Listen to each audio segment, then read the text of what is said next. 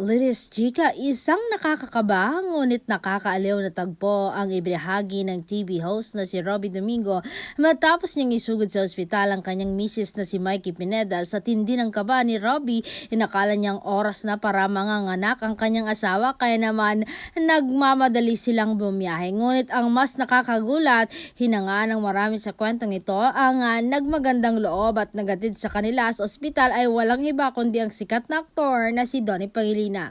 Matindi ang naging bayanihan at pag-aalala ni Tony kaya naman agad nitong sinaklolohan ang mag-asawa sa oras ng emergency. Laking gulat at pasasalamat ni Robby nang malamang false alarm lang pala ang akalang panganganak, ngunit labis ang kanilang tuwa sa ipinakitang kabutihan ni Donnie.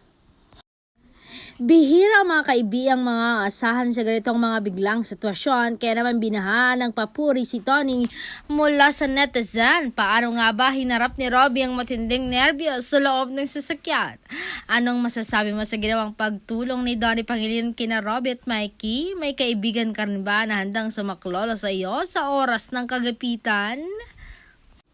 Pero kung darating man ang isang araw na magkakaasawa rin si Donnie, ay talagang tutulungan din ni Kuya Robby, hindi ba? Sabi nga ni Kuya Robby, kung darating man na may emergency silang mag-asawa, sina Donnie at Pel, hindi ako magdadalawang isip na tulungan sila.